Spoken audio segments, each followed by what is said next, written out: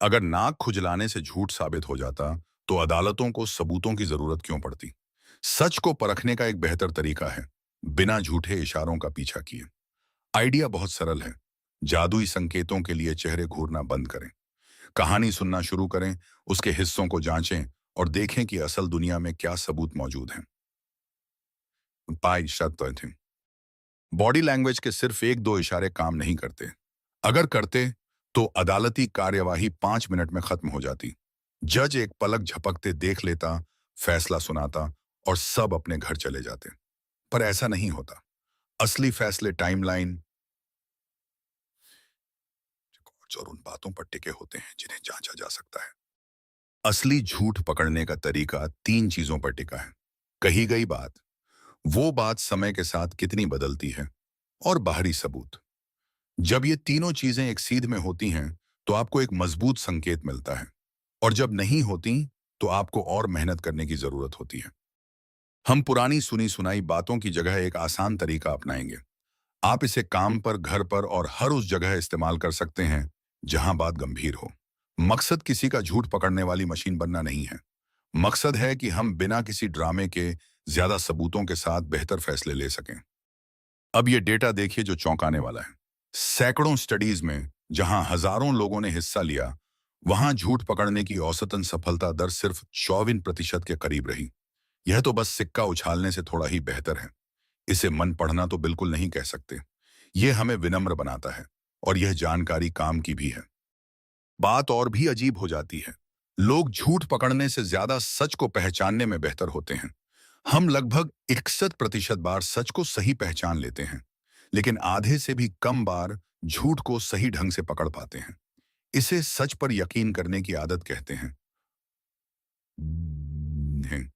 और यह कोई कमी नहीं, बल्कि हमारे सामाजिक जीवन की एक खूबी है। समाज भरोसे की बुनियाद पर ही चलता है। इसके बिना हर लेन देन, आ बब्बा वहां कहें, हर बातचीत लगातार जांच पड़ताल के बोझ तले दबकर ठप पड़ जाएगी। यह आदत हमें कुशल बनाती है, लेकिन धोखे के लिए एक दरवाजा भी खुला छोड़ देती है। अगर बेचैनी और नजरें चुराने जैसे इशारे भरोसेमंद होते, तो इतनी रिसर्च के बाद भी सफलता दर महज संयोग के आसपास न मंडरा रही होती। संकेत साफ नजर आता, पर ऐसा नहीं होता। इसीलिए सिर्फ हाव भाव देखकर अंदाजा लगाना असल जिंदगी में नाकाम हो जाता है। हमें किसी और सहारे की जरूरत है। एयरपोर्ट की सुरक्षा के बारे में सोचिए। एक मशहूर प्रोग्राम ने कर्मचारियों को संदिग्ध व्यवहार पहचानने की ट्रेनिंग देने के लिए सालाना लगभग 1600 करोड़ रुपए खर्च किए। घंटों की ट्रेनिंग, लंबी चौड़ी चेकलिस्ट और ढेरों घबराए हुए यात्री। बाद में जब स्वतंत्र ऑडिटर्स ने नतीजों की जांच की, तो पाया कि व्यवहार से जुड़े संकेत असली खतरों को पहचानने में संयोग से बेहतर काम नहीं कर रहे थे। वो प्रोग्राम एक सबक बनकर रह गया। पैसा और आत्मविश्वास कमजोर संकेतों को मजबूत नहीं बना सकते। अगर किसी के खड़े होने का ढंग या नजरें काम करती, तो एयरपोर्ट पर यह जल्दी साबित हो जाता। वहां दांव ऊंचा होता है, बहुत बड़ी संख्या में लोग होते हैं, और नतीजे भी साफ होते हैं। अगर फायदा होता तो साफ दिखता, पर ऐसा नहीं हुआ। इस बात से हमें इशारों को परखने का अपना नजरिया बदल लेना चाहिए। तो फिर पॉलीग्राफ के बारे में क्या? वो वैज्ञानिक दिखते हैं। तार, मशीनें और कागज पर बनती बिगड़ती लकीरें।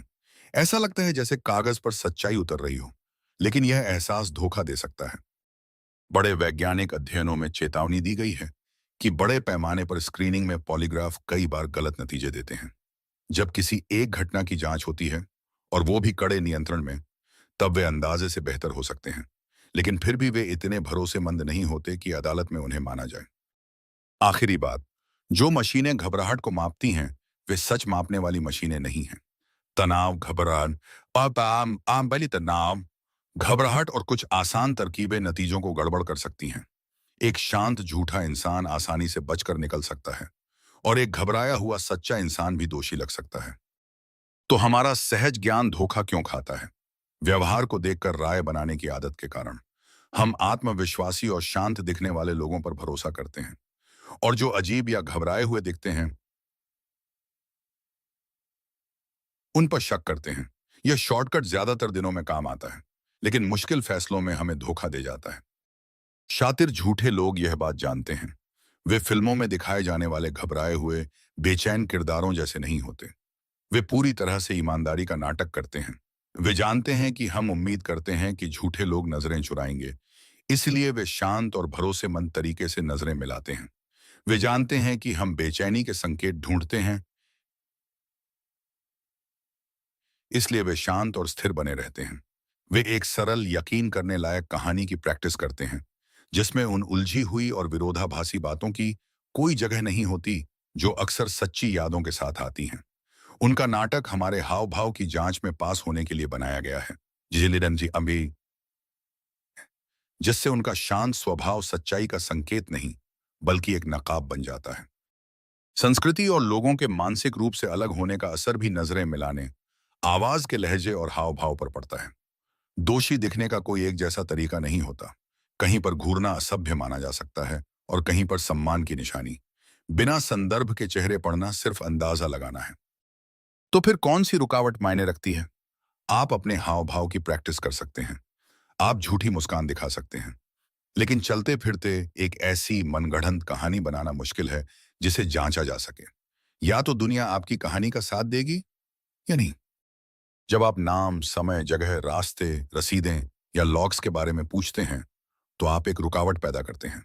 अगर कहानी मनगढ़ंत है, तो वो उन डिटेल्स पर अटक सकती है जो असल में हैं ही नहीं। वहीं पर कहानी में दरारें दिखने लगती हैं। मानसिक बोझ बढ़ाना एक बहुत शक्तिशाली तरीका है, क्योंकि झूठ बोलना एक मुश्किल काम है। दिमाग को एक झूठी कहानी बनानी होती है। बाम बुशान तूंदी है, उस कहानी को याद रखना होता है, असली सच को दबाना होता है और साथ ही यकीन दिलाने वाला नाटक भी करना होता है। यह दिमाग के लिए एक बड़ी कसरत है। जब आप किसी से उसकी कहानी को उल्टे क्रम में सुनाने के लिए कहते हैं, या उस कमरे का नक्शा बनाने को कहते हैं जहां वे होने का दावा करते हैं, तो आप आक्रामक नहीं हो रहे होते। आप बस उनके दिमागी काम में एक और चीज जोड़ रहे होते हैं। एक सच्चा इंसान सिर्फ याद कर रहा होता है। एक झूठा इंसान कहानी गढ़ भी रहा है और उसे संभाल भी रहा है। उस अतिरिक्त बोझ के नीचे हैतीची है। कहानी के गढ़े हुए हिस्से अक्सर बिखरने लगते हैं। तो यह रहा बेहतर तरीका। अपना ध्यान क्षणिक इशारों से हटाकर ठोस बातों पर लगाएं। क्या तुम झूठ बोल रहे हो? पूछने के बजाय समय देते ऐसे सवाल पूछें जो हकीकत का एक ऐसा नक्शा बनाएं जिसे जांचा जा सके। वहां और कौन था? उस कैफे का नाम क्या था? रसीद पर लेन देन का समय क्या था? इसका मकसद जाल बिछाना नहीं, बल्कि मिलकर स्पष्टता खोजना है। उस ऐसे पेश करें जैसे आप सच में डिटेल्स को समझना चाहते हैं। एक सच्चा इंसान आमतौर पर इसका स्वागत करता है, क्योंकि डिटेल्स उसकी कहानी को सही साबित करने में मदद करती हैं। जबकि एक धोखेबाज इंसान को यह प्रक्रिया अक्सर बहुत असहज लगती है, क्योंकि हर डिटेल उसकी नाकामी का कारण बन सकती है। कहानी को उल्टे क्रम में या अलग अलग हिस्सों से सुनाने को कहें। अंत से शुरू करके पीछे की तरफ आएं, या बीच से शुरू करें। यह धीरे धीरे मानसिक बोझ बढ़ाता है और अक्सर सच्चे बयानों में काम की जानकारी को भी बढ़ाता है।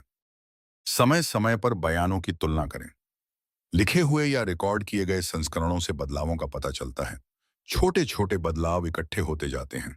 सच मुख्य बातों पर टिका रहता है। झूठ को पैबंद की जरूरत पड़ती है। फिर रसीदों, लॉग्स, मैसेजेस और लोकेशन के सुरागों की जांच करें। सबूत हमेशा नाटक पर भारी पड़ते हैं। सबूत पर आधारित पूछताछ इसी रास्ते पर चलती है। आधुनिक तरीके खुले और शांत सवालों को तरजीह देते हैं। मकसद ज्यादा से ज्यादा जानकारी हासिल करना होता है, न कि कोई इकबालिया बयान का ड्रामा करना। आप जानकारी देने के लिए आमंत्रित करते हैं, आप तरन हैं, उसे खिलाते नहीं हैं। एक आसान तकनीक है जिसे कॉग्निटिव इंटरव्यू कहते हैं। यह अक्सर गलतियों में बड़ी बढ़ोतरी के बिना सही याददाश्त को लगभग 1/3 तक बढ़ा देता है। ज्यादा जानकारी का मतलब है जांचने के लिए ज्यादा चीजें, और यहीं से सटीकता में सुधार होता है। अब एक ठोस उदाहरण। एक बहुत सलीकेदार कर्मचारी लगातार आंखें मिलाकर देखता है और खर्चों में धोखाधड़ी से इनकार करता है। हाव भाव देखकर लगता है कि वो ईमानदार है। वो बहुत आत्मविश्वास से भरा है। उसकी बातें साफ हैं और वो गलत है, ठीक है।